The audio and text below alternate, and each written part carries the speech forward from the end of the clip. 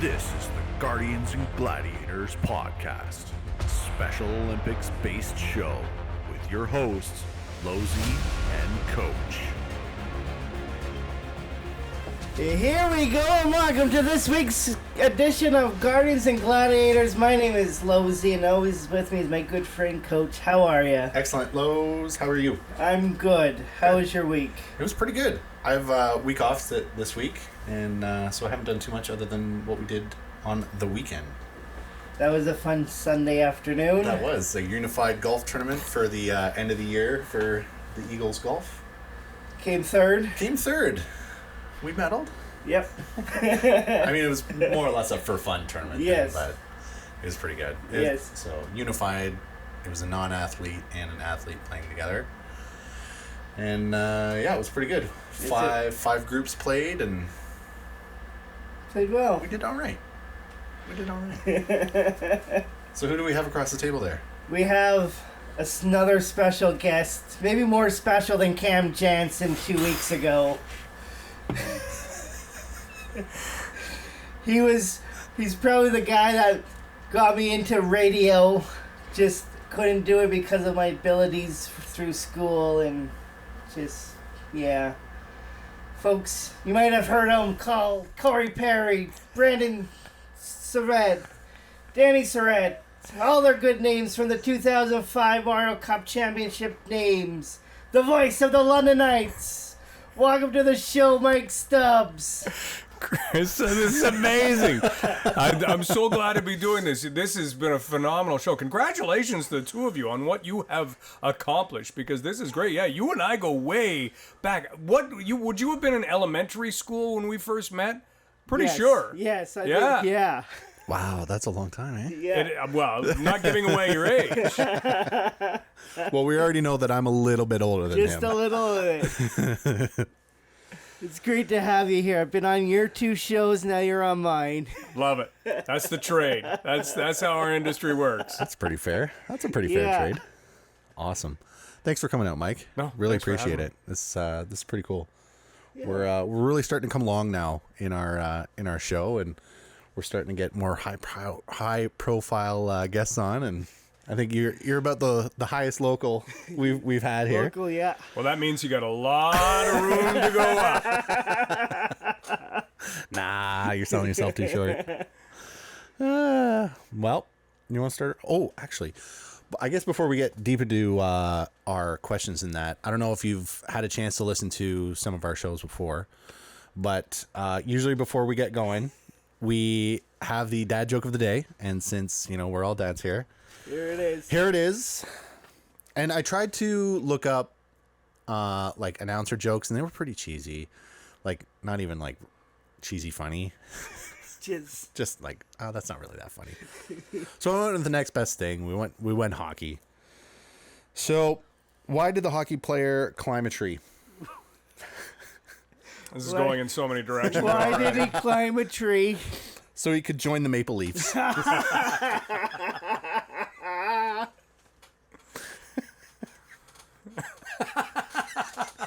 Your reactions are better than the jokes. You realize that. 100%.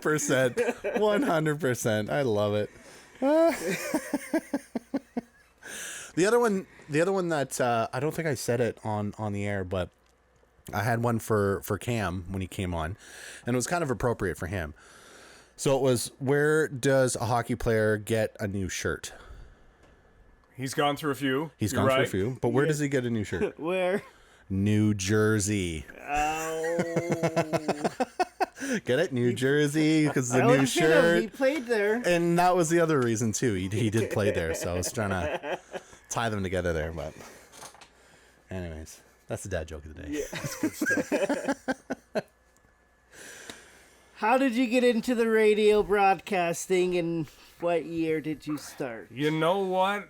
Luck would be the best way to describe that. I was actually 15, and I was working in a gas station, And the gas station used to get 7 customers a day if it was lucky. So over an 8-hour shift. It was on a road that nobody used. I was I don't saying, know that's who in opened London? this. It was brand new. This was actually just outside Carleton Place, Ontario. So it was named Top Stop. That was the company that did it. I don't know whether they've caught on. I haven't really checked their stock price recently, but I don't think it's there. So Top Stop didn't have a lot of customers. I was bored and came home being the typical 15-year-old saying, I don't want to do this anymore. And so my parents basically said, well, you've always wanted to get into broadcasting. Why don't you call? There's a local radio station in Smiths Falls, Ontario. Give them a call. And I bet if I called that number 1,000 times, 999 times, somebody would have said, thank you for calling. I'll take your name and number. Yeah. I'll see you later. Instead, they put me through to the program director, and he happened to be looking for somebody to operate Sunday nights from 6 p.m. to 11. And I ended up getting that gig. And that's the only shift I worked, operated religious programming. I'm not really religious at all. I can't even say I'm not the most religious. Yeah. I'm not a religious person. But I sat there and I listened to Through the Bible and Back the Bible, and every 30 minutes I would have to hit a button and it would say CJET, and then I would hit the next show, and then I would sit there. That was my introduction to broadcasting. So a lot of things have become more entertaining I since think so. Just a little bit. Just a teeny bit. Yeah. Yeah. I can't imagine listening to the radio that, because I listen to Sirius, and like it's no filter, no nothing. I love it. It's the best. Yep. And going to like a religious radio station, I can imagine that there was probably lots of Well, yeah, it wasn't unfiltered, Yeah. let's say. And Yeah. this was just a portion of it. This was back in the day when radio was all things to all people. So Sunday nights gave you religion. If you tuned in earlier in the day, you might get the Beach Boys. You never quite knew what was different. going to be on that Yeah. station. it just happened to be that section was the religious period. Jeez. Well, that's all right. And then, so what pushed you there from Smiths Falls to? How'd you get to? Did you go to? Well, obviously you went to London because you went to Fanshawe. Yeah, I went. I was born in London and had grown up in the Ottawa area, just outside of Ottawa, in a couple of different locations. And came time to go to university, and instead of researching the schools that maybe had, the best whatever program I wanted to do, biology or whatever, I didn't want to do biology. Yeah. Probably good that I didn't. And instead of looking at that, I started looking around at campus radio stations and play-by-play. And Western's CHRW had just won an award. And I looked, and they did every single sports property. Women's basketball, men's basketball, hockey, football. Yeah. And so I decided I want to go and do that. I want to get an education to fall back on. I want to do some growing up. I had some room to kind of grow. And from there, I just was able to go into the radio station, and pretty soon I was on the air calling all kinds of games, getting all kinds of experience. I mean, you don't even realize the experiences that you get. Two of the most difficult things that I've ever done in radio happened while I was at Western, and had nothing to do with football or basketball or hockey. I was asked to interview Master Pan, who trained Bruce Lee. You can look him up. Yeah. Real guy. Yeah. And he came to Western. And somebody forgot to tell him that there would be no cameras. And so he set up in the atrium in the University Community Center, all these mats, was all set to do all of these demonstrations. And I had shown up to do a radio interview. With just like your mic and stuff. With, and yeah, that's it. we had a couple of headsets, and it was all I could do to get him to answer one question or talk about Bruce Lee, because he was over demonstrating, and he could do some amazing things. He carried around this little chalkboard and used to punch it. And he said, this hand iron, this hand silk. So he had a hand that, was completely intact, and the other one, well, it had been punching iron for a long time. And he wanted to do demonstrations. He was doing backflips and roundhouse kicks, and I was sitting there, and for 60 minutes, I kind of described what he was doing and talked about what I knew of him, which wasn't a whole lot. So that was one. And then we had a news and sports director who really wanted to be in a radio broadcast of some kind as an athlete. Right. He'd done it as, as a broadcaster. And so there was a game between the University Student Council and somebody else. I don't know. They might have been playing police, fire. I don't know. And we were set up to go and do this game. And Greg Brady and I, Greg works at 640 Toronto right now. And we somehow, you could tell us to show up somewhere if it was broadcasting a game. We were going to be there without asking too many questions. Right. And we got there. We had no lineups. And the internal speakers at Labatt Park, where this was being played, were turned on. So they could hear everything that we were saying. And we really didn't know who was coming to the plate. We didn't really know who was playing. So the two of us, having at least a little bit of experience, and I think I followed his lead. He's the smarter of the two of us, and we just kind of did a sports talk show. But the ability to be plunked into a situation, be live on the air, and not really know what's going on, and yet you still have to make something happen, was the best training I could ever get for every year that has come since. That's cool. I can't imagine that. I mean, we sit here doing this every week, and sometimes I just sit here and I'm like, I don't know what to say. Yeah. That's every day. That's just the industry. Yeah. That's cool. So from Western, obviously doing a lot of the sports there. They had the football and all the hockey. And what kind of direction, like what led you to hockey from there? Like, did you have a specific sport that you liked? Hockey would always have been kind of number one. Yep. And I can remember a day when Mario Cercelli, who's still here in London, and I owe him many debts of gratitude. I owe a lot of people a lot of debts of gratitude. And they're free to come calling. I mean, no one has. They're nice. And I just try and return the favor for anybody else along the way. And I think that's kind of how things hopefully work. But he came up and he said, hey, the London Knights are looking for somebody. You should, at that time, hand in your tape. Right. And so I got a clear cassette tape out of the little box that we had at the back of the newsroom, and I put together some of my stuff and handed it, and ended up getting that job. Nice. And I can remember getting that job, but at that time, the Knights were a team that wasn't winning as much as they have been in the past. So if you think about the London Knights now versus where they were, not all of their games were broadcast. So I was hired to do 33 games. That was it. And I can remember calling my father and saying, I got this job. Yeah. And he said, great. What are they paying you? And I said, I don't care. He goes, no, seriously, you did work out to be paid. And I said, Dad, I would do it for a hat. Like, this is just something that I want to do. This is a foot in the door. So no, I wasn't making a whole lot. There were 2 weeks out of that next year when I ate jam sandwiches. And that was because that's all I had in the fridge. Peach jam. And I was able to afford a couple of loaves of white bread and water out of the tap. And that was my meal 3 times a day. But got through that year, did those 33 games, ended up getting a part-time job. And actually I had 3 other part-time jobs at one time. But no, it was again an experience, growing experience, and kind of lifted off from there. They went 3-63. You know your stuff. You know your stuff. 3-60-3, and that was a year that, looking back, whenever somebody brings up that year in Knights history, because the London Knights have seen both ends. They have seen a year like that where they hold the record for fewest wins, fewest points in the OHL. And they also hold the record for most wins, most points. So they've seen no other franchise, look around in any league, fits into that. And that year was something, because people will say, why didn't you write a book? Well, you never believed that this was going to continue. Greg Capillero was the marketing director at that point. And he and I talk about this sometimes, that, we should have taken notes.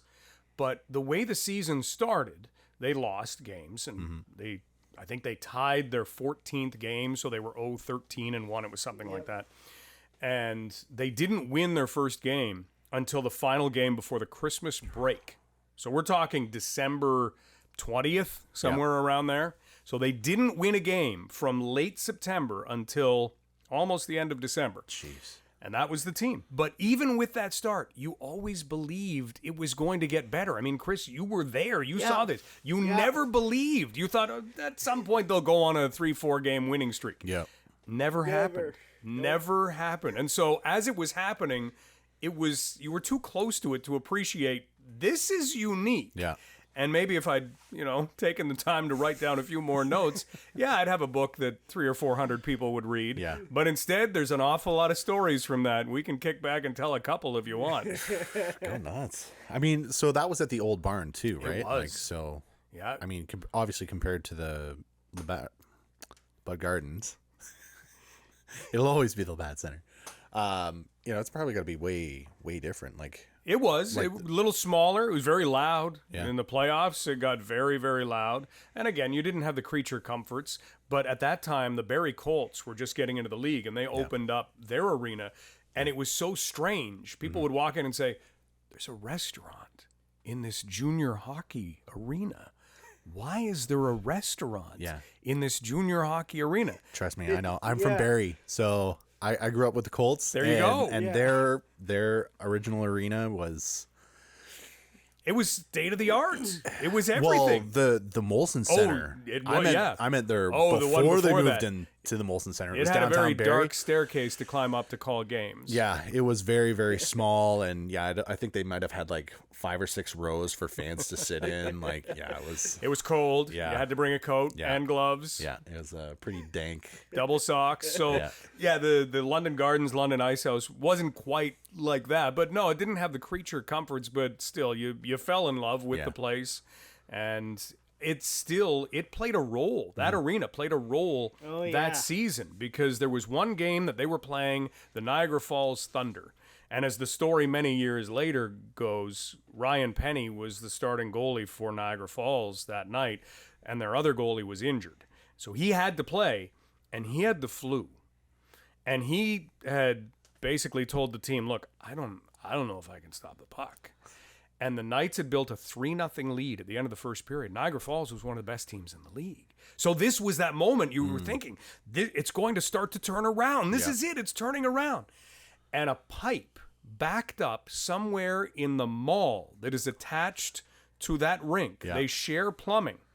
And water started to travel through the pipe system. And for whatever reason, this pipe ended over the blue line. Oh, no. And water had started to pour down onto the ice. And at the end of the first period, it's 3-0 Knights. Everybody's feeling good. And all of a sudden you see the officials gathering together. And then you see the off-ice official coming. And you're thinking, what's going on? And then the 15-minute intermission that they had in those days, well, it ended. And the players weren't back. And so I can remember putting on a longer interview, and the arena wasn't that large, running out of the press box, running around, running down the stairs, and trying to figure out what was going on.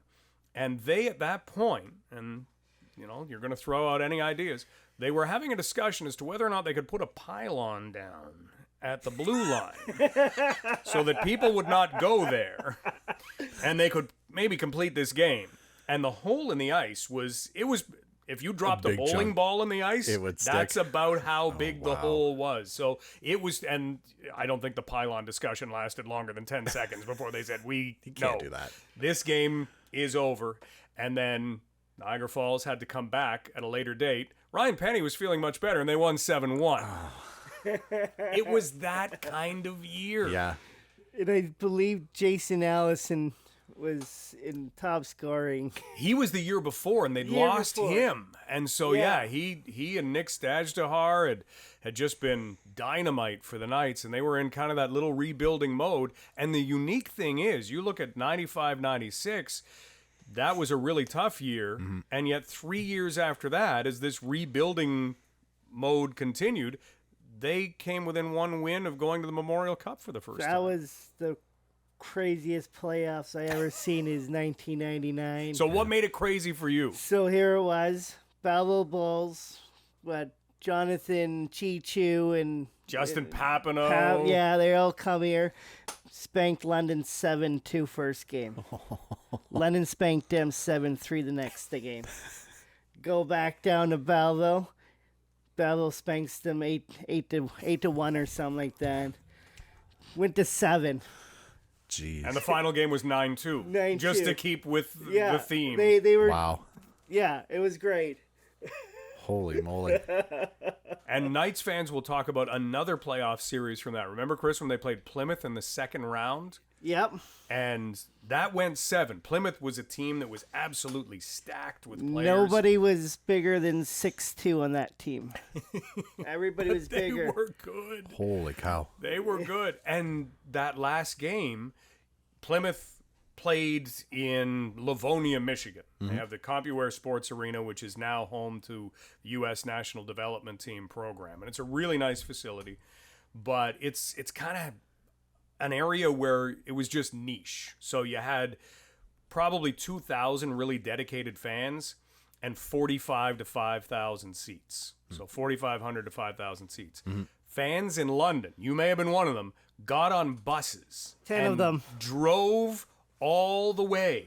And from there, they were seated, they were given tickets right in behind Plymouth's net. Oh. And so all during the 2 periods that warm-ups and for 2 periods, they were all over Plymouth's goaltender.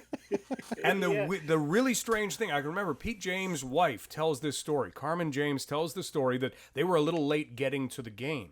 And they walk in and they hear this huge cheer and they're thinking, oh, we're down 1-0 already. And they walk through the doors into the bowl of the arena. The Knights are winning 1-0. There were so many fans there supporting the Knights. From London. Or That was how Like big the 8 cheer or 10 was. buses went down. Holy cow. The last minute and a half was national anthem they were singing. Oh, I bet. The things only junior hockey can bring. That's crazy. Yeah. So now you said you had left London for a bit after being at the old London Ice House there for a while. Yeah, I went out to Calgary, got a job doing pregame and postgame with the Calgary Flames, and spent 2 years there. Yep. And 2 great years. Met a lot of really, really amazing people. Learned a lot about what I was doing from people who did it at the NHL level. And I can remember sitting at a practice, and the Flames play-by-play guy was a guy named Peter Marr, and he said, "What is it that you want to do?" I was about, 24, 25 years old. And I said, "I still want to do play-by-play." And he says, "Can I tell you something?" I said, "Sure." He says, "If you want to be doing play-by-play, be doing play-by-play. Yeah. That's how you're going to get better at it." And from there, I thought, yeah, I could do the hosting job for, forever if I wanted to. Yep. But I'd rather be doing that. And we were starting a family at the time, so my wife and I were sitting in Brentwood in Calgary, which is right beside Nose Hill Park, this great big hill. And we were sitting in this little apartment, and we had these 2 pages of foolscap. One said pros, one said cons. And we just filled it out. And then we looked at both sides, and we thought, okay, we'll make this decision. And so we tried to make the move back, and it involved applying for the old job that I had, Right. which had come open. And I remember meeting with Markendale Hunter as Calgary hosted the draft, and we kind of talked some things over. And next thing you know, we were packing up our cats and our plants and driving back across the country. Back. Nice. So who were you working? Was it specifically for the Flames? when No, you it were was there? with a radio station. It was with the radio Yeah, station. it was called 66 CFR in those days.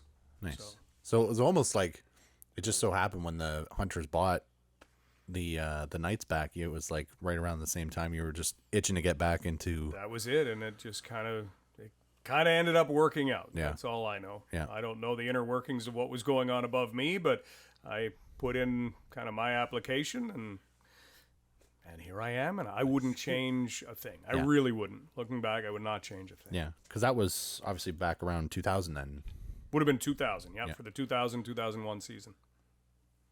Another unique year, right, Chris? Yeah, Because it Aaron was. Molnar started every game Every game. as a goalie.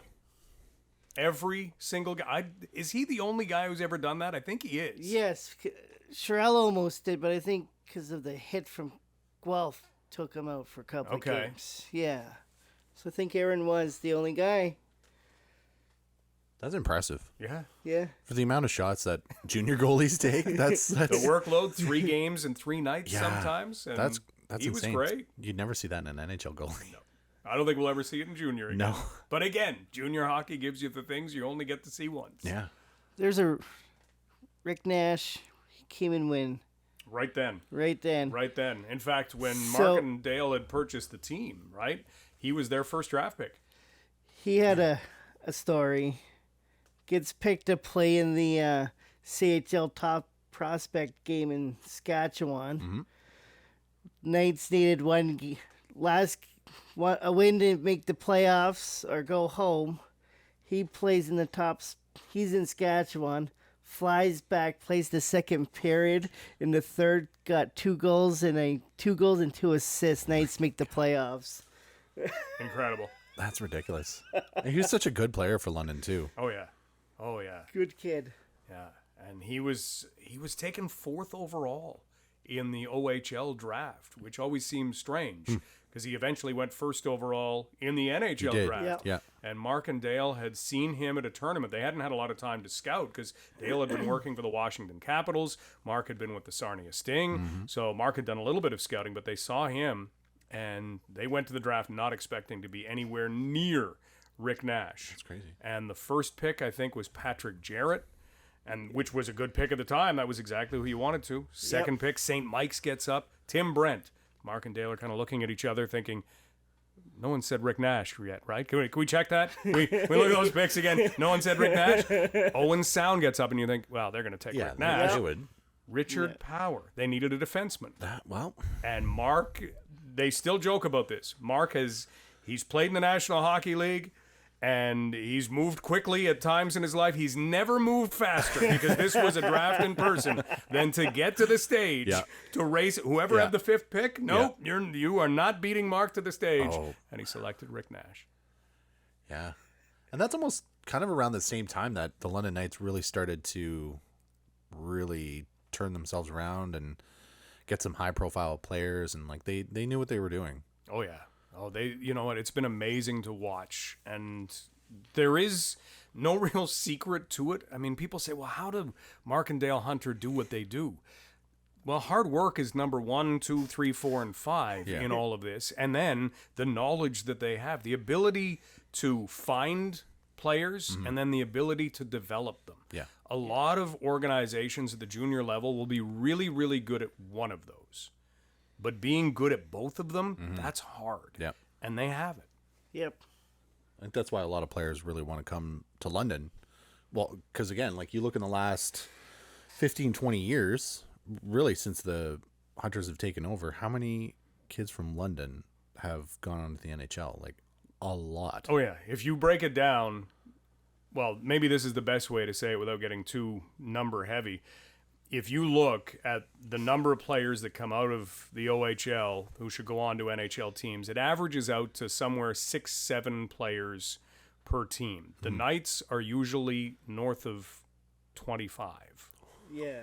Playing in the NHL at any given time. Yeah. So normally, like if you are junior hockey team ABCD from the OHL, you should have 6 or 7 of your former players playing in the NHL. Yeah. They're usually They have a whole team. They do. And how many people do that for the NHL games on EA Sports? They'll make a Knights team. Yeah. And they'll use that team. Yeah. That's been a thing that's happened. That's true. And it ends up being a really wicked team. Like, that's a stacked team. It is. That is a stacked team. Patrick Kane and Corey Perry playing together with Steve Mason, who won the Calder Trophy in net. Oh, Yeah. And Rick Nash, I was who we gonna were say, just talking about. Didn't Tavares play for London there for a little bit? For Half a Like season. a half a season, yeah, just for that little bit there. I remember that when he got traded. Me, my wife, and my mom were at Joe Cool's watching the World Juniors. And because through Special Olympics, I get to meet, like, different guys, like Bob McKenzie and all those guys from TSN. And we send emails once in a while back and forth. And before it hit the television, the lady from the London Free Press just took our picture. My phone goes off before the second or third period. And it was Bob McKenzie telling me, look out, buddy, Tavares is coming to London. No way. Nobody knows. Nobody knows. I just wanted to tell you first. How amazing is that? And I kind of blurted out loud. And the lady from the London Free Press is like, how true is that? I said, what's true? I don't know what you're talking about. Yeah. That's great. So you were one of the first people to know. Yeah. that JT was coming to the Knights. Yeah. He didn't know any of the details, but he's like, it might come on during the third or near, like, soon on television, but you're the first guy I telling you. Wow. Lucky duck you. Man. Are you privy to some of those trade notes every once in a while? Every once in a while, and it's exactly like Chris says. Yeah. You have to know what you can tell and what you can't. Yeah. And if you wind up telling something that you shouldn't, Yeah. you're not going to find out anything. Yeah. I'm not specifically asking, do you know anything for this year? I just, does it happen? It does happen. Yeah. Yeah, no, it does happen. That's cool. If you look up London versus Oshawa 1998, that was probably the best brawl fight you would see in junior hockey. Chris Kelly, Beach, and everybody else was there. It was funny. We were sitting behind the penalty box when this fight broke out. You can see Chris Kelly was all hyped up, jumped over the boards, threw his stuff down, and everybody just skated right past him. And just like now, you just see Don Brankley. Just come on, kid. You're getting a penalty for being. Don't know. Just come on. Just come. No one know. I wouldn't want to mess with him. No. No way. So, like, I was going to say, you have watched a lot of players, obviously, in the O. And you do know that we did have Cam Jansen on the show a couple weeks ago. Do you remember any games of him playing he was with the Spits and Oh, sure. the Guelph? Yeah, I can remember walking by the Windsor Spitfire dressing room, and I think he was probably only 17. And you looked at his stature, and you thought, wow. I mean, he was just an intimidating presence. Yeah. At a time when you could still really have that. It doesn't exist in the same way. It's not utilized in the same way. And, we can sit and have a debate forever as to whether that makes hockey better, worse, or neither of those. But no, Cam was a player that you noticed on the ice because he was that presence. Yeah. And in junior, you never really realized, because Cam, when he went to professional ranks, he had to do a lot of fighting. He had to do a lot of the physical stuff. But in junior, all of those guys show just how good they are at playing the game of hockey. Yep. And so he could put pucks in the net as well. Yeah. And so that was something that, because you always think, all those guys that just fight. All right, go out on the ice with them and skate around with them. Yeah. And if you think that you're going to fly by them and deke through their skates, Yeah, right. you got another thing coming. Yeah, those guys can still skate. They're they can great. still, stick handle and Yeah. because he told us a little. Like the first time he came to London, or one of the first times, he got into a tilt with Prust, Okay. and he got his bell rung on that one. I think is what he Yeah, said. a few good hits. Yeah. Yeah, Brandon's such a great story because he was a free agent to the Knights. Walk He hadn't up, been wasn't he? drafted. Walk on. And at the end of his first training camp, he was only 17, and the Knights had said to him, all right, we want you to go and play with the London Nationals a little bit. And so he said, okay, that's fine. And as he's leaving the dressing room, he says to Don Brankley, keep my equipment warm for me because I'm going to be back. And a couple of weeks later, there was an injury. And so they call up Brandon Prust from the London Nationals, and Dale Hunter takes him into the coach's room before the game. They're playing in Windsor, wouldn't you know, probably against Cam Jansen. Yeah. And they're playing in Windsor, and Dale says, all right, Brandon, I'm not going to put you in the lineup tonight, but just go up into the stands, and here's what I want you to watch. And Brandon kind of stops him. And he says, Mr. Hunter, I just want you to know, if you put me in the lineup tonight, you'll never take me out. Dale put him in the lineup that night. Never came out. Never went back to the Nationals. Nope. It's not cocky, obviously. He's No, very, very he's confident. And you know what? He had confident, to go through so much to make it to where he did because he was always the guy who, wasn't drafted in the OHL, was drafted in the NHL, but had to go through a lot of that stuff. Yeah, and he was a pretty stout player too. Like he played hard. Mm-hmm. It's just a shame he didn't play any longer than he did. But Well, the body starts to really feel the effects of playing physical for so many years. yeah, but 2005. Are we going to get to that? We're going to get to Let's that. get to 2005. NHL lockout happens. We knew their plan to build. What a team. Oh, And you know what? Going back to when Mark and Dale had first purchased the team, it didn't take long before they started to look ahead. And their depth charts go into the future as long as they can go. They're always thinking ahead. And they looked and they saw that the OHL was going to have an opportunity to bid for the Memorial Cup to be the host in 2005, and that London had never hosted it. And so they decided they wanted to try and build the best team they could for that year. And the lockout certainly helped, because would Corey Perry have been on the team? No. Probably not. But instead, you wind up with the team of the century, 59 wins, and a whole lot of fun for this city. And that was also the year too that Sidney Crosby was coming up as well, right? Like that was one of the big stories, was Crosby's going to be in the Memorial Cup. He's been this like huge phenom of a player, and then he comes into London and we shut him down. The guys on the bench, on the team, because one of the best games ever played, and Chris, I don't know if you think this is one of the best, but I still think one of the best games ever played in London was the first game of the Memorial Cup. Yes. London and Rimouski. Yes. And the puck drops at center ice, and the guys are watching on the bench. Sidney Crosby's on the ice. And I think he was playing center, actually. So he won the face-off, and he got the puck back pretty quickly, toe-dragged the defenseman, came across the blue line, fed up just to pass a rocket across the ice, and his teammate rang it off the crossbar, and everybody on the Knights bench went, we're in a different world now.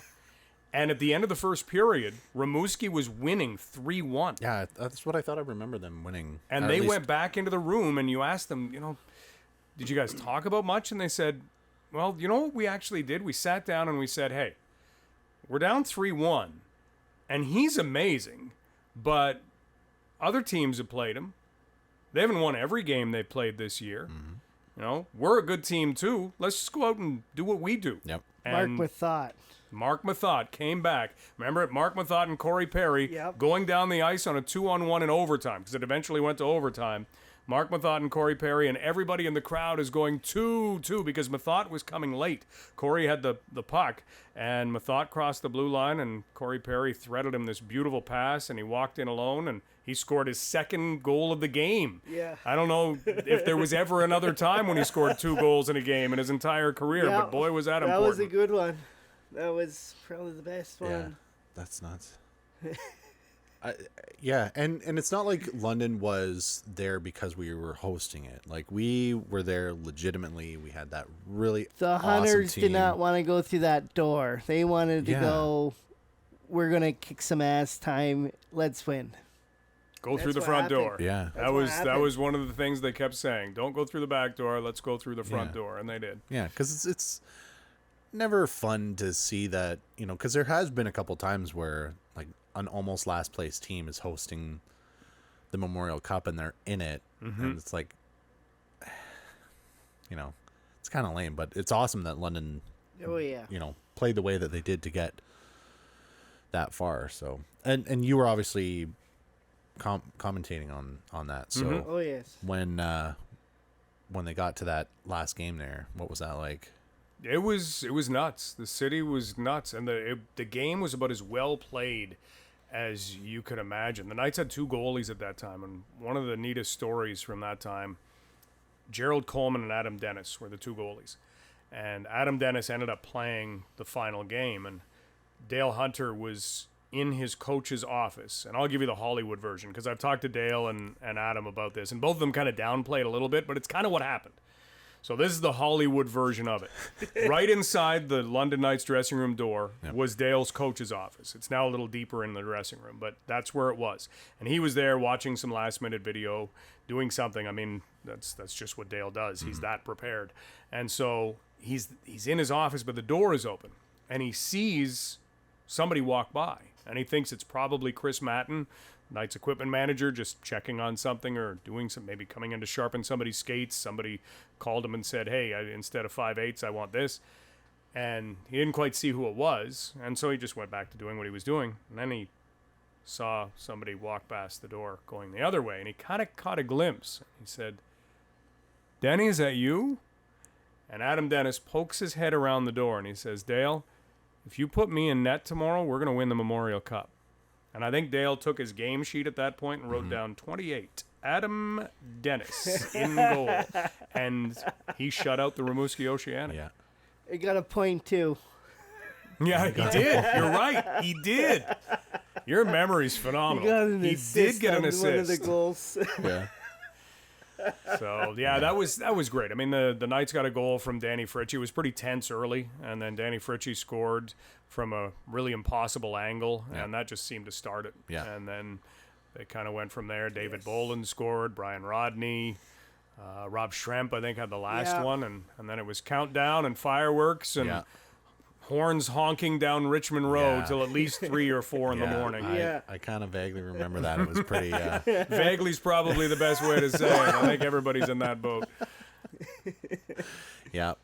And I think we've only won the Memorial Cup once No. after that? No. No? That's it? Just that 10 one? years later, Well, that's what I mean. Like, we go down. We get Christian. No. Yeah, Christian Dvorak, Dvorak. Matthew Tkachuk. Mitch Marner. Marner. I forgot. We get those Chuck played. boys to come to London to That's play. right. I forgot he played for London. Yeah, and that was in Red Deer, and they had been to a couple of Memorial Cups just before that, and so they went in. Jeff Hare was their marketing director, and as we're getting off the plane in Red Deer, Jeff says, "We're wearing black all tournament," because they were the I don't know whether it was seed or what it was, but they could wear whatever uniform they wanted to. And he said, "Yeah, we're wearing the blacks because we're mean. We weren't mean enough last time. We're going to be mean." And they went in and they really blew away the competition. Overtime. in that.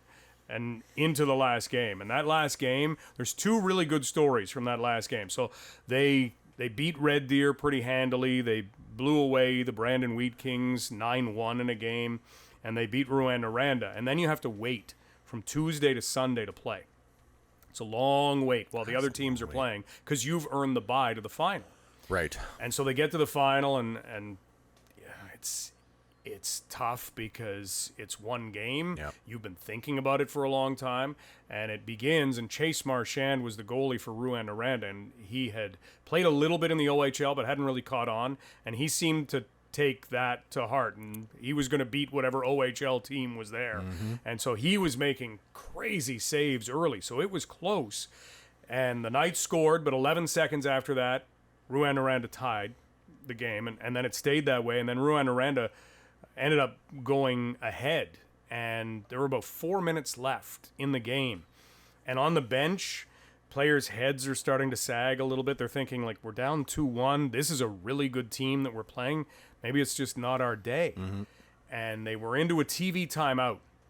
And during that TV timeout, Brandon Crawley, who was a defenseman of the Knights, gets up from the far end of the bench.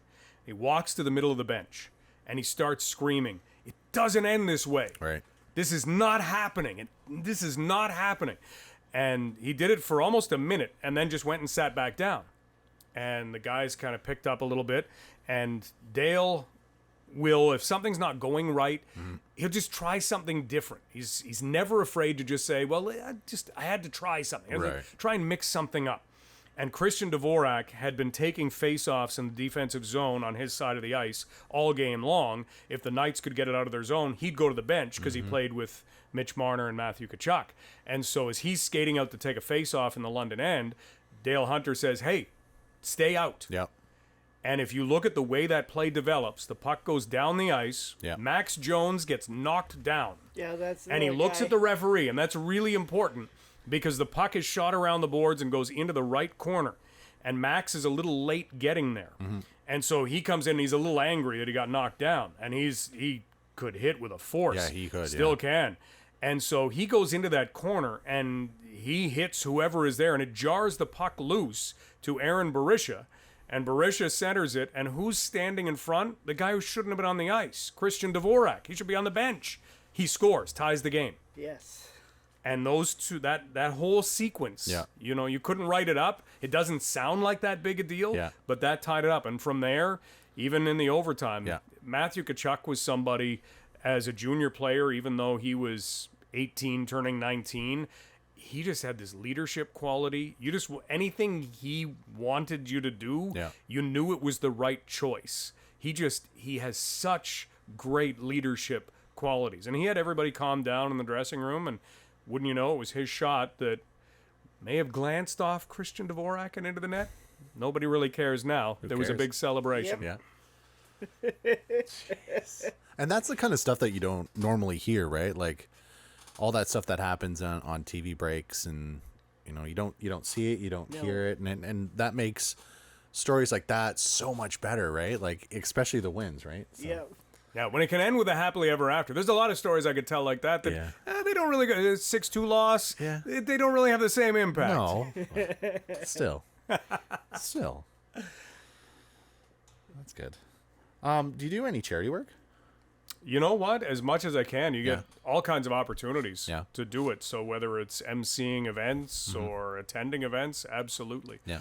Being involved in events, you know, runs, walks. Yeah. Have you done much with Special Olympics other than like the interviews and that with Losey? You know what? I haven't, but I was telling my daughter earlier this week, as I get older and now no longer have kids that I'm taking to sports and things, that's something I do want to get involved in. And Special Olympics would be one of those things that I'd love to do more. So can you guys help me? Yes, Absolutely. we There we go. Sure. Yes, we can. Yes, we can. Yes, we can. Yes, we can. Absolutely. Honestly, it's been one of the funnest things I've ever done. Like I just started a year and a half ago. Yep. Thereabouts. I started at middleweight through the pandemic. I do. I'm the head coach now of the floor hockey team. Nice. Yes. Yep. You guys are always good. Yes. Yeah. So I'm pretty happy about that. I know Chris and I have discussed that our big goal is to be at the World Games in Calgary in 2026. Yes. See, planning ahead. Look at this. You're right on schedule. We're working on that. That's our big goal, obviously. But you know, smaller goals is we gotta hopefully try to get some tournaments in, and you know, work our way to a provincial game type thing. But I mean, I also do powerlifting and track and field. Amazing. I'm gonna do volleyball in the wintertime. So it's been so much fun. And I mean, you don't even really have to commit a lot of time to it. Like, granted, I've been sucked in. You know, you start one You thing. sign the and then, paper that join, you're not going to get out. but yeah, I mean, we can definitely put you in touch with somebody. Yeah, like, I'd love to. You know, there's so many things. Like if you know, if there's something that you know you're kind of interested in, there's so many sports. Like, you know, we did the golf. There's the golf team. There's basketball. There's bocce. There's the floor hockey. There's Baseball. Like. Yeah. You know, and if you don't want to coach, you know, there's so many other volunteer opportunities. Like you can be, I don't know, a registered person. Yeah. You could be a team manager. Sure. Like, Yeah. you know, it's so much fun. And the athletes just make it everything. Like, I don't know. It's what sport's all about. You're doing it for the love of the game. Absolutely. Yeah. And you know, I get so much out of it just from them. Like I definitely get, and everybody who's a volunteer who's been on the show has said pretty much the exact same thing. Like you get so much more out of it than you put into it. I mean, like I've coached my kids hockey and baseball since they were like 4 or 5 years old, and I have not had as much fun coaching as I had with these Special Olympic guys. That's great. And now we do this show, Yeah. which is cool. Well, congratulations on the show, because it's Thank you. great. Thank you. Yeah, and thank you so much for having me here. Oh, thanks for coming. I mean, it's been a lot of fun. It's definitely come a long way since its humble beginnings, for sure. Yes, over Zoom the first season, and now this is where I wanted it to be. Yeah. Well, Yeah. with the video component and everything, sky's the limit for you guys. Exactly. I know. Who would be the guest? Who would be, if you were sitting across from the table, or even you had them zoomed in, who would it be? Well, you did scratch off one big list. Kim right? Jansen. Kim Jansen. Yeah. That was a big one. I heard Dale Hunter was the hardest guy to get an interview from. By multiple people. He would probably be Dale tells some great he stories. would be the guy that I would Okay. want. All right. Put a bug in his ear. Well, hey, I'll be seeing him soon. Yeah. It's all up to you, man. I'm just here to press record and Yep. Tell Doing the my bad editing. But yeah, something like that, or like another another guy like John Tavares, because now he's part of his organization is now part of Special Olympics. So Oh, that's right. That's a great that one. would be another good guy to try to get. Yeah. Yeah. Well, when they exit the playoffs early Oh, next don't year. let the Leaf fans hear you say that. Oh, boy. Question. Sure. Mark Hunter, if he was still the GM of the Maple Leafs, if they kept him on instead of Tobias or whatever his name is now, if Dibas. he knew he had the chance of getting Gennardi that they did, would he take the gamble to get Marc-Andre Fleury on board as well Boy, to that's have the big run? that's a tough one. That's one to ask Mark. I don't even want to speculate. Mark will make these moves. He'll pick up players in deals, and you'll think, I've seen that guy play. He can play, and then you watch them play night after night, and you realize why Mark went out and made that trade. Yeah. He saw something that very few people are able to see. And so, I don't know, what would have been in his mind. That would be a question for him. But I always marvel at what he does in picking up players, and you realize how useful they are. Or maybe there was one ingredient that a team was missing, and boom, there it is. He found it in a guy that you didn't really know much about, or maybe fans didn't know much about, and yet that guy provided the ingredient, and there you go. There's another successful season. Yeah. I was going to say, he probably doesn't look at just the flashy players, but, I mean, he has signed a bunch of those. But Sure. Well, 2016, big pickup, Jacob Graves, a defenseman. Yeah. And people might not know the name Jacob Graves. It doesn't jump off the page. Yeah. 2005, Drew Larman. Big pickup for the London Knights. And again, same sort of thing. Yeah. Both have gone on to enjoy some professional hockey success, but no, those were guys that made humongous differences. because they're all around players, right? Like they're not, and they're And not just looked the at. ingredient, whether it's a Yeah. little grit or, in Drew's case, penalty killing, winning face-offs, whatever it happens to be. Yeah. Yeah, he's not afraid to go out and say, yeah, this is what we need. I'm going to make sure we get it. Yeah. Yeah. I'm all out of questions. Oh wait, we always have one more. Oh yeah. Do you have any more? No, I'm done. Um, Big one. our big one. So we ask everybody this: what's your preference? Chips or sweets? I'm going to go chips, Yes. especially if they're Doritos. Oh, Yeah, I could get by without sweets, but chips, no. Can't get by without those. You are now my Don't best take friend. those away. My best friend. Excellent. This guy is weird. He likes everything. Both? I didn't know I was At the allowed to same say time. both. Well, At I the mean- same time? At the same time. No, wait a minute. Like, okay, but like popcorn, if you go Chicago-style popcorn where you get the cheese Okay, and the that's pretty caramel, that's good. Yeah. That's kind of a chip and a Yeah. sweet. Yeah, You'll yeah. do, like, different stuff at the same time? Yeah. I will take caramel chocolate bar, take a piece, put it on top of a chip, and put another chip on top and make a sandwich. I'm not quite there yet. No. I don't know if I'm ever there. You enjoy that. I keep trying to tell him to do like a chocolate dip ruffle, like the wavy Okay. ruffle. Those ones are actually pretty good. But as Yeah, far you're as supposed to get away with that. I don't know Yeah. if I'm making sandwiches. no, And if I had chip dip, I dip it in. No! All right, I'm out. I'm out. I told you. Stubbs is with me. Can't do it. And I've eaten chicken feet. Yeah. So, no. The things you get to do in radio. Yeah, Yeah. no doubt. So what's on the plan for the Knights coming up in the next week or two, or leading up to the? Well, Opening preseason season. gets going, and then things just kind of roll. Yeah. And so they'll get through the first part of the year, and here's hoping that we have a much more normal year. Yeah. The guys were able to do normal training over the summer, which is a big help. They weren't stick handling around paint cans in the garage and trying to figure out how to make things in their basement. That was 2 years ago. That's what they were up to. So, yeah, it's been far more normal, and Yeah. knock on wood, we get to keep going in that direction. That's good. Big signing today.